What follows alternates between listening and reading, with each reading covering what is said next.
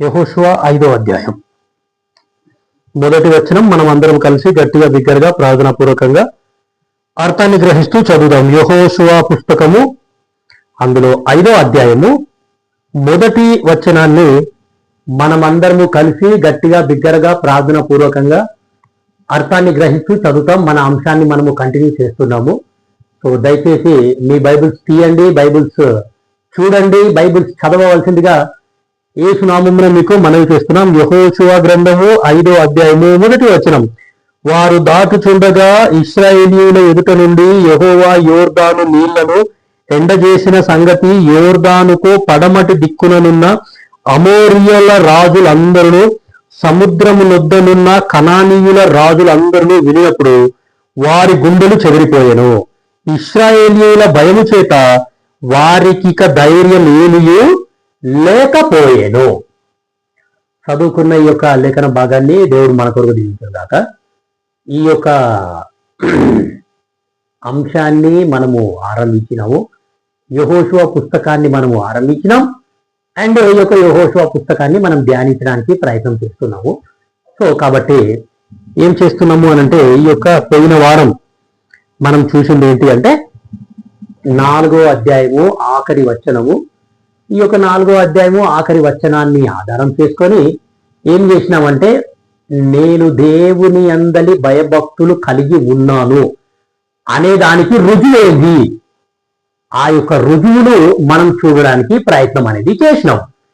So కాబట్టి what are the proofs that I have fear of God, దేవుని అందలి నేను భయభక్తులు కలిగి ఉన్నాను అనే దానికి రుజువులు ఏంటి అనే సంగతులు చూడడానికి మనం ప్రయత్నం చూసినాము. ఇర్మియా 32:40 చూడండి. ఇర్మియా గ్రంథము 32వ అధ్యాయము 40వ వచనము మనం చదివితే, నేను వారికి మేలు చేయుట మానకుండునట్లు నిత్యమైన నిబంధనను వారితో చేయుచున్నాను. వారు నన్ను విడువకుండునట్లు వారి హృదయములలో నా ఎడల భయభక్తులు పుట్టించెదను. వారు నన్ను విడువకుండునట్లు. ఒక వ్యక్తి దేవుని యందలి భయభక్తులు కలిగి ఉన్నాడు అనే దానికి రుజువు ఏంటి అనంటే, ఆ వ్యక్తి దేవుణ్ణి విడిచిపెట్టడు. అసలు ఆ వ్యక్తి దేవుణ్ణి అసలు విడిచిపెట్టడు. దేవుణ్ణి హత్తుకొని జీవిస్తాడు, దేవుని మందిరాన్ని హత్తుకుంటాడు, దేవుని వాక్యాన్ని హత్తుకుంటాడు, దేవుని ప్రజల సహవాసాన్ని ఆయన హత్తుకుంటాడు. సో కాబట్టి ఒక వ్యక్తి దేవుని యందలి భయభక్తులు కలిగి ఉన్నాడు అనంటే రుజువు, వాట్ ఇస్ ద ప్రూఫ్ అంటే, దేన్ని బట్టి మనం చెప్పొచ్చు అంటే, ఆ వ్యక్తి దేవుణ్ణి హత్తుకొని జీవిస్తాడు అనే సంగతి మనకి ఇక్కడ అర్థమవుతుంది. సరే, సామెతలు 8:13 మనం చూసినాం. మరి చెడుతనమును విసర్జించుకొనుట. దాని తర్వాత సామెతలు 14:2 చూసినాము. యథార్థముగా ప్రవర్తించువాడు యెహోవా యందు భయభక్తులు గలవాడు. దాని తర్వాత సామెతలు 14:26 చూసినాము. యెహోవా యందు భయభక్తులు కలిగి ఉండుట బహుధైర్యము పుట్టించు. సో దాని తర్వాత 22:4 సామెతలు 22:4 మనం చూసినాము. దేవుని యందలి భయభక్తులు కలిగి ఉన్న వ్యక్తిలో ఉండే లక్షణాలు ఏంటి అంటే, వినయముగా ప్రవర్తించుట. సామెతలు 22వ అధ్యాయము అండ్ 4వ వచనం మనం చదివితే, యెహోవా యందు భయభక్తులు కలిగి ఉండుట వినయమునకు ప్రతిఫలము. సో కాబట్టి 112వ కీర్తన మొదటి వచనంలో మనం చూసినాము, యెహోవా యందు భయభక్తులు కలిగిన వ్యక్తి ఎలా ఉంటాడు అంటే, దేవుని వాక్యం పట్ల అధికముగా ఆనందిస్తూ ఉంటాడు. ఆ వ్యక్తి ఏం చేస్తాడంటే, దేవుని వాక్యం పట్ల ఆనందం. ఈ లోకంలో ఉన్న ఆనందం అది తాత్కాలికమైన ఆనందం, కానీ దేవుని వాక్యం పట్ల నీకు నాకు గనక నువ్వు నేను దేవుని వాక్యం పట్ల ఆనందించే వారిగా ఉండాలి అనేది దేవుని యొక్క కోరిక, దేవుని యొక్క ఆశ. సో కాబట్టి ప్రియమైన దేవుని బిడ్డలారా, మరి నేను దేవుని అందరి భయభక్తులు కలిగి ఉన్నానా లేదా అనేది దేన్ని బట్టి చెప్పొచ్చు అంటే, ఇంకా చాలా ఉన్నాయి. ఈ యొక్క 6 రకాల లక్షణాలు గనక నా లోపల ఉంటే నేను దేవుని అందరి భయభక్తులు కలిగి ఉన్నాను అని అర్థం. మామూలుగా ఏం జరుగుతుంది అంటే, మనము దేవుని అందరి భయభక్తుడు కంటే ఎక్కువగా సైతానికి భయపడతా ఉంటాం. ఏమో సైతానికి భయపడతాం మనం. దేవునికి భయపడాల్సింది పోయి సైతానికి భయపడతా ఉంటాం.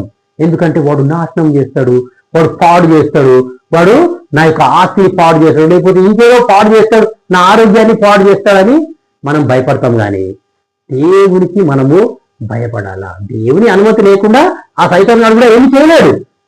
సో కాబట్టి ప్రియమైన దేవుని బిడ్డలారా, మనం దేవునికి భయపడే వారిగా ఉండాలి. కానీ లోకంలో లోకస్తులకు కానీ లేకపోతే ఇంకా ఎవరెవరికో భయపడడం కాదు.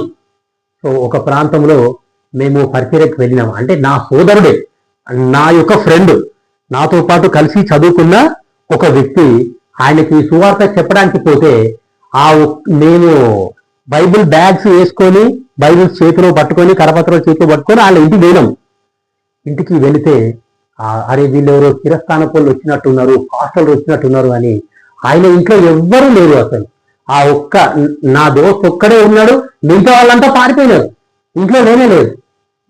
మేము ఒక 10 నిమిషాలు 15 నిమిషాలు వాళ్ళ ఇంట్లో కూర్చొని ఆ వ్యక్తికి వాక్యం చెప్పినాము. అయితే ఏంది ఇట్లా, ఎందుకు మీ ఇంట్లో వాళ్ళు అందరూ పారిపోతున్నారు అని అంటే వాళ్ళు చెప్పినారు, ఇక్కడ మా కాక ఉన్నాడు, మా కాక ఈ ప్రాంతంలోనే ఉన్నాడు, మేము గనక చర్చికి పోతే ఆయన మమ్మల్ని బెదిరిస్తాడు, మమ్మల్ని చంపేస్తామని ధమ్కి ఇచ్చాడు మాకు అని అన్నాడు. సో ప్రియమైన దేవుని బిడ్డలారా, తెలుసుకోవాల్సింది ఏంటంటే ఇట్లా మనుషులకి భయపడతా ఉంటాం, కానీ మనకు దేవుడు అంటే భయం అనేది అసలు ఉండట్లేదు. సో కాబట్టి ప్రియమైన దేవుని బిడ్డలారా, మనము దేవునికే భయపడాలి, కానీ ఇట్లా మనుషులకి భయపడతా కూర్చుంటా ఉంటే మనకు చాలా ఇబ్బంది అవుతుంది. తర్వాత ఆత్మీయంగా మనం చాలా నష్టపోవాల్సి వస్తుంది. సో కాబట్టి శరీరానికి గాయం చేసే వాళ్ళకి, శరీరానికి నష్టం చేసే వాళ్ళకి మీరు భయపడకండి, కానీ శరీరమునకును ఆత్మకును నాశనము చేసేవాడికి మీరు మిక్కే భయపడండి అని వాక్యంలో ఉంది. సో కాబట్టి ప్రియమైన దేవుని బిడ్డలారా, మనుషులు మన శరీరానికి మాత్రమే గాయం చేస్తారు, శరీరాన్ని మాత్రమే వాళ్ళు కొడతారు, నలగొడతారు, ఏదో చేస్తారు. కానీ దేవుడు మాత్రం మన ఆత్మలను కూడా ఆయన నరకమును తోసేయగలడు. అందుకే ఆ యొక్క ఆత్మీయుడైన ఆ దేవునికి మనము భయపడాలి అనే సంగతి మనకి ఇక్కడ అర్థమవుతుంది. సో ఈ యొక్క 5వ అధ్యాయాన్ని మనము ఈరోజు ఆరంభిస్తున్నాం. ఈ యొక్క 5వ అధ్యాయానికి ఈ యొక్క 5వ అధ్యాయం యొక్క ఇంట్రొడక్షన్ ఈరోజు మనం చూసి ఏం చేద్దాము అంటే ఈ యొక్క కూడికని ముగించడానికి మనం ప్రయత్నం అనేది చేద్దాం. సో 4 అధ్యాయాలు మనకు అయిపోయినాయి. ప్రతి అధ్యాయానికి మనము ఒక టైటిల్ అనేది ఇస్తున్నాం. ఈ యెహోషువ 5వ అధ్యాయం మొత్తానికి కలిపి మనం ఇచ్చిన టైటిల్ ఏంటి, మనం ఇచ్చిన శీర్షిక ఏంటి అని అంటే బుక్ ఆఫ్ విక్టరీ. ఈ యొక్క 5వ అధ్యాయం అనేది యెహోషువ పుస్తకం అనేది ఆత్మీయంగా నేను విజయవంతమైన జీవితం ఏ విధంగా జీవించాలి అనేది నాకు నేర్పిస్తుంది. సో కాబట్టి మొదటి అధ్యాయానికి ఫెయిత్ ఫౌండేషన్ అనే శీర్షిక మనము ఇచ్చినాం. దాని తర్వాత 2వ అధ్యాయానికి ఫెయిత్ యాక్షన్ అనేది మనము ఇచ్చిన శీర్షిక. దాని తర్వాత 3వ అధ్యాయానికి ఫెయిత్ కాన్సక్రేషన్ అంటే విశ్వాస పవిత్రీకరణ. దాని తర్వాత 4వ అధ్యాయానికి మనము ఇచ్చిన శీర్షిక ఏంటి అంటే ఫెయిత్ మెమోరియల్స్. సో విశ్వాస జ్ఞాపకార్థము అనేది మనం ఇచ్చిన title. So faith is the victory అనేది ఈ పుస్తకం యొక్క మొత్తం, యెహోషువ గ్రంథం మొత్తం యొక్క సారాంశం. ఒక మాటలో చెప్పాలి అని అంటే ఫెయిత్ ఈజ్ ద విక్టరీ, విశ్వాసం అనేది నా యొక్క విజయము. విశ్వాసాన్ని బట్టి నేను జయిస్తాను, విశ్వాసాన్ని బట్టి ప్రాకారముని దాటుతాను, విశ్వాసాన్ని బట్టి ఈ లోకాన్ని వదిలిపెట్టి పరలోక రాజ్యానికి నేను చేరుకుంటాను అనేది ఈ యొక్క యెహోషువ పుస్తకం మనకు నేర్పిస్తుంది. సో కాబట్టి విశ్వాసం అనేది చాలా చాలా ప్రాముఖ్యం. సో ఈ 5వ అధ్యాయానికి మనము ఇచ్చే శీర్షిక ఏంటి అనంటే ఫెయిత్ సర్కంసిషన్, విశ్వాసపు సున్నతి అనేది మనము ఇచ్చే టైటిల్. సో ఇక్కడ విశ్వాసపు సున్నతి అనేది మనము ఇక్కడ చూస్తున్నాం. 2వ వచనం నేను చదువుతున్నాను. 5వ అధ్యాయము, యెహోషువ 5వ అధ్యాయము 2వ వచనం. ఆ సమయమున యెహోవా రాతి కత్తులు చేయించుకొని మరలా ఇశ్రాయేలీయులకు సున్నతి చేయించుమని యెహోవాకు ఆజ్ఞాపింపగా. సో కాబట్టి ఫెయిత్ సర్కంసిషన్ అనేది ఈ యొక్క 5వ అధ్యాయానికి మనము ఇచ్చే శీర్షిక, గుర్తుపెట్టుకోండి. సో విశ్వాస ఏమంటాము అంటే సున్నతి, విశ్వాస సున్నతి. సో కాబట్టి ఈ సున్నతి అంటే ఏంది, సున్నతి ఎన్ని రకాలు, అసలు ఈ సున్నతి ఆచారం ఎవరితో ఆరంభమైంది, ఎన్ని రకాల సున్నతులు ఉన్నాయి, ఇలా రాతి కప్పులు తీసుకొని సున్నతి చెయ్యు అని ఉన్నది. సో కాబట్టి ఈ స్టడీకి మీరు కంటిన్యూస్ గా ఉండండి. సో ఈ రోజు కేవలం మనం ఇంట్రొడక్షన్ మాత్రమే చూద్దాము. ఇంట్రొడక్షన్ చూసిన తర్వాత ఈ యొక్క 5వ అధ్యాయాన్ని కొంతకాలం మనం ధ్యానించడానికి ప్రయత్నం చేస్తాం, కొద్ది వారాలు. సో దాని తర్వాత నిదానంగా ఈ యొక్క స్టడీని మనము ఫినిష్ అనేది చేసేద్దాం. ఎందుకంటే చాలా అద్భుతమైన విషయాలు ఈ యొక్క యెహోషువ పుస్తకంలో ఉన్నాయి. చాలా సంగతులు మనం ఈ యొక్క యెహోషువ పుస్తకంలో మనము తెలుసుకోవచ్చు. సో కాబట్టి విశ్వాస సున్నతి అనేది దీనికి ఇచ్చే శీర్షిక. దాని తర్వాత ఈ యొక్క 5వ అధ్యాయాన్ని మనము 3 భాగాలుగా విభజించవచ్చు. సో ఈ యొక్క 5వ అధ్యాయాన్ని మనం ఏం చేస్తాము అంటే 3 భాగాలుగా విభజిస్తాం. సో మనం మొదటి అధ్యాయాన్ని కూడా చూసినాము, 2వ అధ్యాయాన్ని కూడా చూసినాము, 3వ అధ్యాయాన్ని చూసినాము, 4వ అధ్యాయాన్ని కూడా చూసినాము. సో చాలా సంగతులు ఇంకా దేవుని వాక్యములో ఉన్నాయి. సో నిదానంగా మనము అలా వెళ్తా ఉన్నాము. సో ఇంకా డీప్ గా ధ్యానిస్తా పోతే ఇంకా చాలా అద్భుతంగా ఉంటుంది. సో కాబట్టి ఈ యొక్క 5వ అధ్యాయాన్ని మనము 3 భాగాలుగా విభజించవచ్చు. ఈ 5వ అధ్యాయంలో జరిగే సంగతి ఏంటి అనంటే సున్నతి అనేది వీళ్లకు జరుగుతుంది. వీళ్ళు గిల్గాల్ ప్రాంతానికి వచ్చినారు, గిల్గాల్ ప్రాంతంలో ఉన్నారు. ఆ యొక్క గిల్గాల్ ప్రాంతంలోనే ఆ యొక్క 12 రాళ్ళని నిలబెట్టినారు. సో వాగ్దాన దేశంలో ప్రవేశించినారు. వాగ్దాన దేశంలో ప్రవేశించిన తర్వాత 12 రాళ్లను నిలబెట్టినారు. ఇంకా వీళ్ళు గిల్గాల్ ప్రాంతంలోనే ఉన్నారు.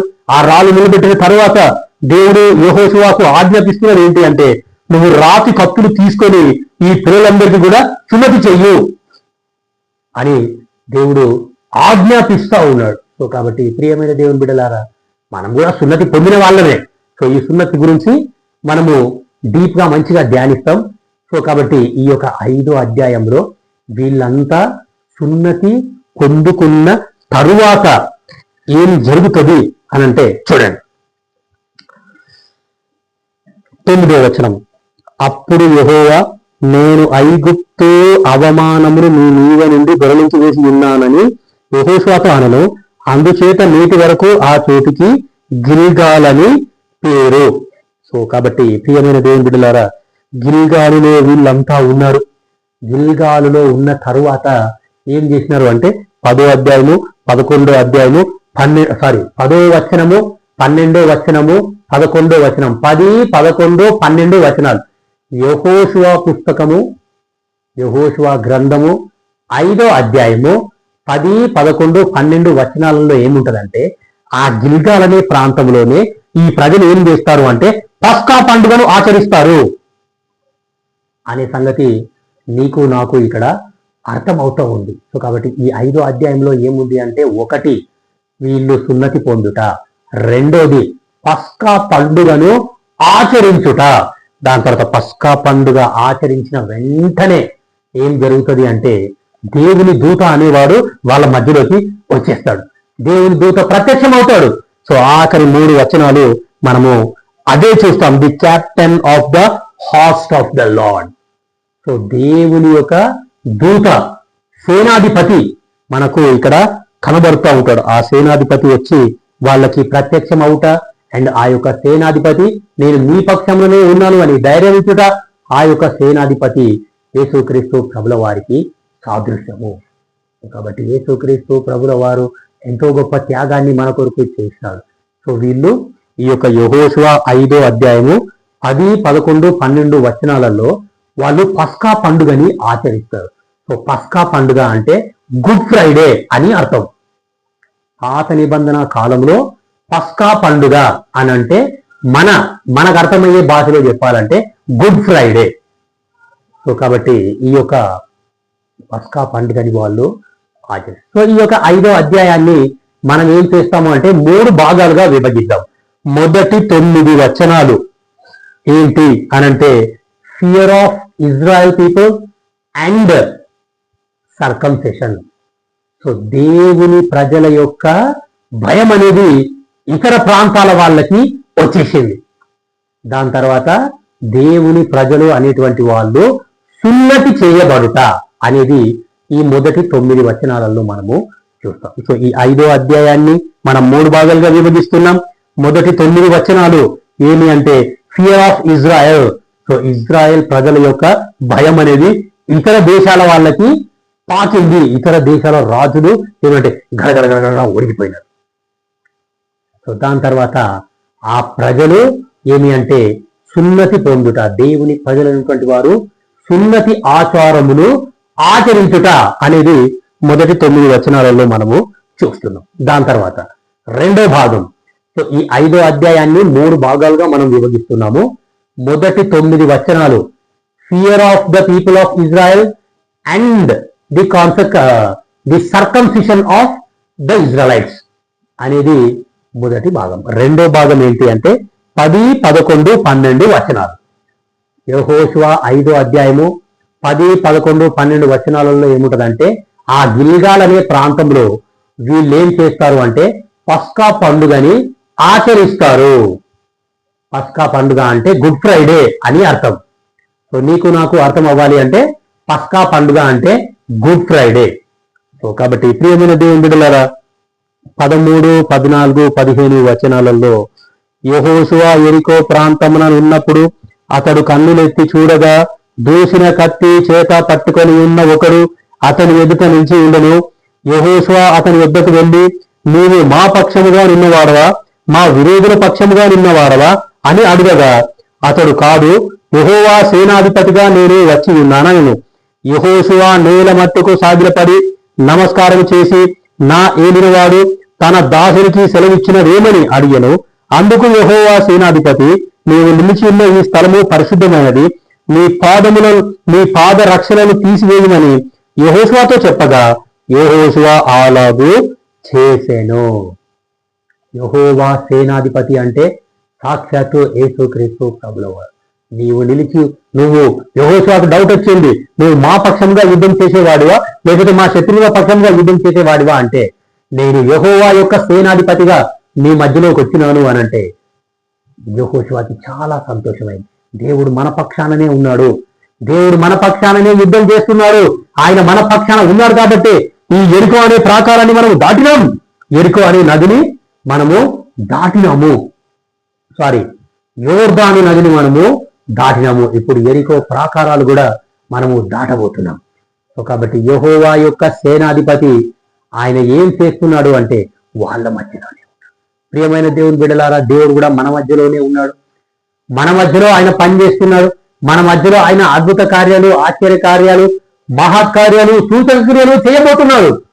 కానీ మనమే కోఆపరేషన్ చేయట్లేదు, మనమే దేవునికి ఏమి అంటే దేవునితో మనము సహకరించట్లేదు.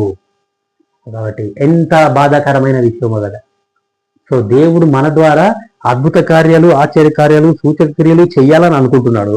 కానీ మనమే వద్దు ప్రభువా వద్దు, నేనే చేసుకుంటలే, నేను చూసుకుంటలే, నేను ఉన్నా కదా నేనే చేస్తా అని మనమే ఏం చేస్తున్నాము అంటే అవన్నిటినీ వద్దనుకుంటున్నాం. కాబట్టి ప్రియమైన దేవుని బిడ్డలారా, it's time to change, it's time to recognise, it's time to realise, it's time to repent. కాబట్టి ప్రియమైన దేవుని బిడ్డ దయచేసి జ్ఞాపకం చేసుకో.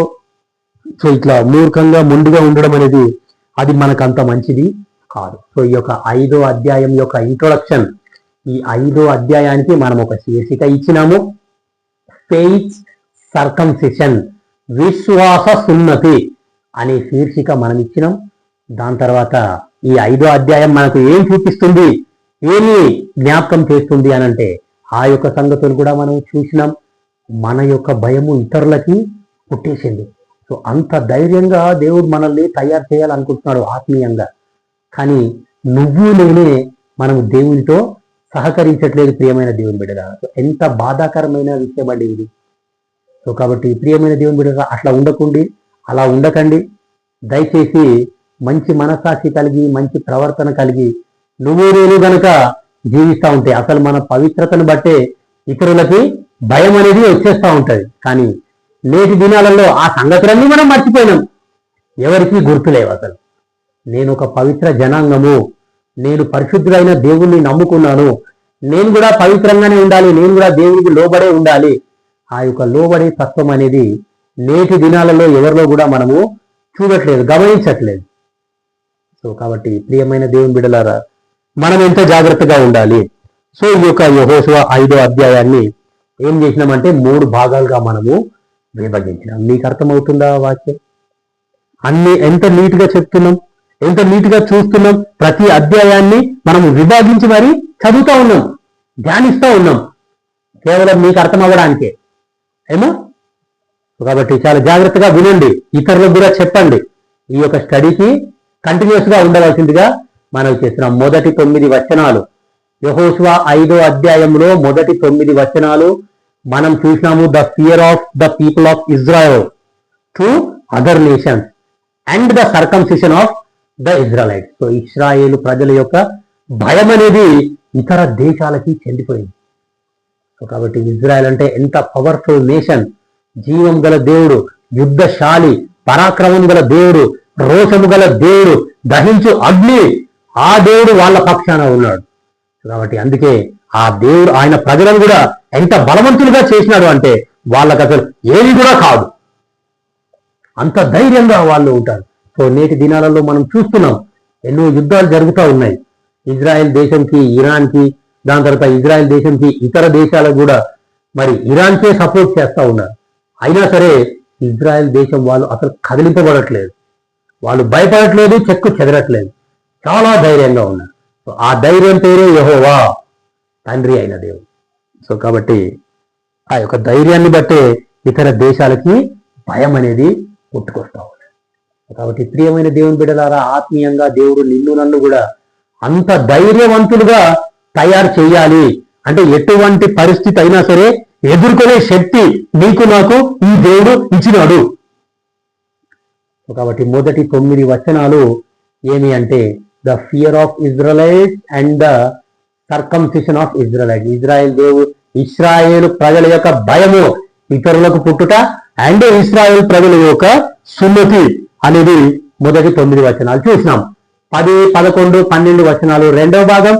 ఆ రెండో భాగంలో మనం ఏం చూసినాము అంటే పస్కా పండుగను గిల్గాలులో ఆచరించుట అనేది నువ్వు నేను చూసినాం. దాని తర్వాత ఆఖరి 3 వచనాలు కనుక మనం చదివితే, ప్రియమైన దేవుని బిడ్డలారా, యెహోవా యొక్క సేనాధిపతి వాళ్ళ మధ్యలోకి వచ్చుట, వాళ్ళను ధైర్యపరచుట, వాళ్ళని ఎంతో గొప్ప వాళ్ళ పక్షాన యుద్ధం చేయడానికి వచ్చుట. సో కాబట్టి ప్రియమైన దేవుని బిడ్డలారా, పరిస్థితులను చూసి నువ్వు నేను భయపడాల్సిన అవసరమే లేదు, కంగారు పడాల్సిన అవసరమే లేదు. ఈ యొక్క దేవుడు మన పక్షాననే ఉన్నాడు, ఈ యొక్క దేవుడు మనతోనే ఉన్నాడు, ఈ యొక్క దేవుడు మన యొక్క సహాయం కొరకే ఆయన మనతోనే ఉన్నాడు. సో కాబట్టి ఎంత గొప్ప నిరీక్షణ ఈ యొక్క దేవుడు మనతో గనక ఉంటే, సో ధైర్యంగా నువ్వు నేను ఆ యొక్క దేవుని యొక్క సింహాసనానికి మనం ఏమంటే ఆసీనులం అవుతాం అనే సంగతి మనకు అర్థమవుతా ఉన్నది. 5వ అధ్యాయము 1వ వచనం గమనించండి. యెహోషువ 5వ అధ్యాయము 1వ వచనం, వారు దాటుచుండగా ఇశ్రాయేలీయుల ఎదుట నుండి యెహోవా యోర్దాను నీళ్లను ఎండజేసిన సంగతి యోర్దానుకు పడమటి దిక్కుననున్న అమోరీయుల రాజులందరూ, సముద్రము నొద్దనున్న కనానీయుల రాజులందరూ వినినప్పుడు వారి గుండెలు చెదరిపోయెను. ఇశ్రాయేలీయుల భయము చేత వారికి ఇక ధైర్యం ఏమీ లేకపోయెను. అయ్యో, 40 సంవత్సరాలు అరణ్యంలో ప్రయాణం చేసి ఈ యొక్క ప్రజలు మన ప్రాంతంలో అడుగు పెట్టినారు. ఆ యొక్క దేవుడు వాళ్ళ పక్షాన ఉన్నాడు. వాళ్ళ యొక్క శత్రువులందరినీ ఈ యొక్క దేవుడు నాశనం చేసేసినాడు. వాళ్ళ మీదికి కనీసం కీడు కూడా రానివ్వలేదు. ఇశ్రాయేలును కాపాడువాడు కునుకడు నిద్రపోడు కాపాడుతూ ఉన్నాడు. కనీసం వాళ్ళకి కొంచెం ఒక గాయం కూడా తగలకుండా ఈ దేవుడు వాళ్ళని కాపాడుతూ వస్తున్నాడు. ఇప్పుడు ఈ దేవుడు మనల్ని ఏం చేస్తాడో అని ఆ యొక్క అమోరీయుల రాజులు అలాగే కనానీయుల రాజులందరికీ కూడా భయం వచ్చేసి ధన పుట్టింది లోపల. ఇక ఈ ప్రజలు మనల్ని ఏం చేస్తారో, వాళ్ళకు నాయకుడు లేడు, రాజు లేడు, ఎవరూ లేరు. అయినా సరే ఈ యొక్క ప్రజలు చాలా ధైర్యంగా ఉన్నారు. వాళ్ళ ధైర్యాన్ని చూసి ఆయా పట్టణాలు వాళ్ళు ఆక్రమించేసుకున్నారు. వాళ్ళ ధైర్యాన్ని వాళ్ళ సాహసాలను చూసి ప్రజలందరికీ భయం అయిపోయింది. చూడండి అమోరీయుల రాజులు ఎంతమంది చూడండి. 10వ అధ్యాయము 5వ వచనం. యెహోషువ 10వ అధ్యాయము 5వ వచనం గమనిస్తే మనకు అర్థమవుతుంది. కాబట్టి అమోరీయుల 5 రాజులను అనగా యెరూషలేము రాజును, హెబ్రోను రాజును, యర్మూతు రాజును, లాకీషు రాజును, ఎగ్లోను రాజును కూడుకొని తామును తమ సేనలన్నీ బయలుదేరి గిబియోను ముందర దిగి గిబియోనీయులతో యుద్ధము చేసిరి. సో అమోరీయుల రాజులు ఎంతమంది అండి? 5 మంది. ఆ 5 రాజులు కూడా ఏం చేసినారు అంటే వాళ్ళు కలిసిపోయినారు, కూటమిగా ఏర్పడ్డారు. ఈ 5 రాజులు కూడా కూటమిగా ఏర్పడి ఏమి అంటే ఇప్పుడు ఇక్కడ ఆ గిబియోను వాళ్ళ మీదకి వెళ్ళినారు, కానీ దాని తర్వాత వాళ్ళు ఈ ప్రజల మీదకే వాళ్ళు వస్తారు.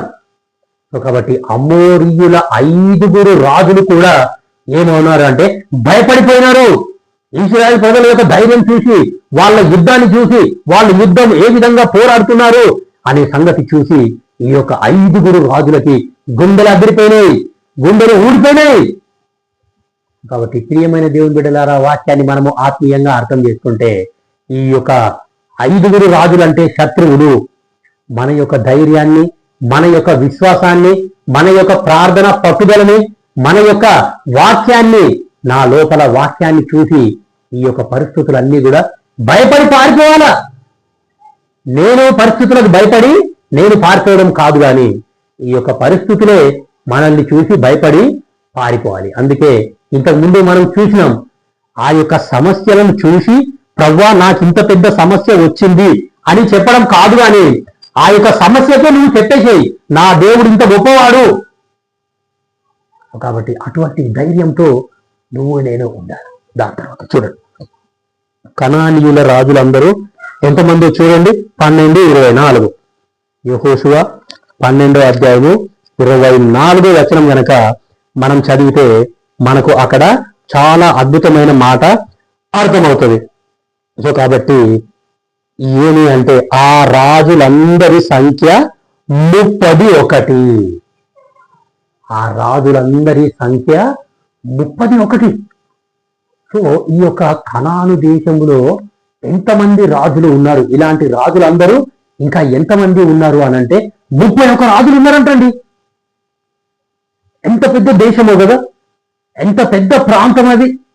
కాబట్టి 31 రాజులు, మొత్తం 31 రాజులందరినీ కూడా ఏమి అంటే ఆ 31 రాజులందరికీ ఏమి అంటే భయం అనేది వచ్చేసింది. అరే వీళ్ళు ఎవరో కొత్త జనాంగం, పరిశుద్ధ జనాంగం, దేవుని సొత్తైన ప్రజలు, వీళ్ళు మన మధ్యలోకి వస్తూ ఉన్నారని చెప్పేసి ఇక్కడ రాయబడ్డ మాట 5:1 ఇశ్రాయేలీయుల భయం చేత వారికి ఇక ధైర్యమేమీ లేకపోయెను. రాజులందరిలో వినినప్పుడు వారి గుండెలు చెదరిపోయాను. ఈ 31 రాజుల గుండెలు చెదరిపోయినాయి. 31 రాజుల యొక్క ధైర్యము ఏమి అంటే వాళ్ళ ఒక ధైర్యమే లేదు అసలు. కాబట్టి ప్రియమైన దేవుని బిడ్డ, దేవుడు నిన్ను నన్ను కూడా ఆత్మీయంగా అంత బలంగా తయారు చేయాలి అనేది ఈ దేవుని యొక్క కోరిక, దేవుని యొక్క ఆశ. శరీర సంబంధమైన వాక్యం మేము చెప్పమండి. శారీరకంగా వాళ్ళతో కొట్లాడు, వీళ్ళతో కొట్లాడు, ఆ సేవకునితో కొట్లాడు, ఈ బోధకునితో కొట్లాడు, నీకు ఎవరైనా వస్తే నువ్వే కొట్లాడు కాదు. ఇలా కాదు మేము వాక్యం చేసేది. ఆత్మీయ యుద్ధం ఇది. మనం చేసే యుద్ధము ఆత్మీయ యుద్ధం. శారీరక కష్టాలు అందరికీ వస్తాయి. కొద్దిమంది నిల్చుంటారు, కొద్దిమంది పడిపోతారు, కొద్దిమంది సూసైడ్ చేసుకుంటారు. కానీ మనం మాత్రం ఆత్మీయ యుద్ధం చేస్తా ఉన్నాము. సో కాబట్టి ఆత్మీయంగా నెమ్మదిగా, ఆత్మీయంగా నిదానంగా, ఆత్మీయంగా ఓపిక కలిగి, దీర్ఘశాంతంతో, విధేయతతో ఈ యొక్క పరిస్థితులను మనము ఎదుర్కొంటాం. అంతేగాని మనం ఎవ్వరితో కూడా పోరాటం చెయ్యము, ఎవరిని కూడా ఏమీ అనము. మన పోరాటం మొత్తం ప్రార్థనలోనే, దేవుని సన్నిధిలోనే, దేవుని సన్నిధికి వెళ్ళి మోకరిస్తా, ప్రార్థన చేస్తా, అదే మనం చేసే పోరాటం. కాబట్టి ప్రియమైన దేవుని బిడ్డలారా, ఈ యొక్క స్టడీకి కంటిన్యూస్ గా ఉండండి. ఇంకా చాలా విషయాలు మనకు ఉన్నాయి. ఈ యొక్క అన్నిటినీ కూడా మనం నిదానంగా ఒక్కొక్కటి ధ్యానించడానికి ప్రయత్నం అనేది చేస్తాం. సో నోట్స్ రాసి పెట్టుకుంటే ఇంకా మంచిది.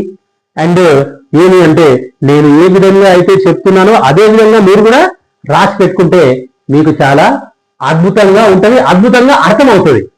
సో కాబట్టి ఈ రోజు మనం చూసింది ఏంటంటే 5వ అధ్యాయం యొక్క శీర్షిక, 5వ అధ్యాయంలో ఏముంది అనేది చూసినాం.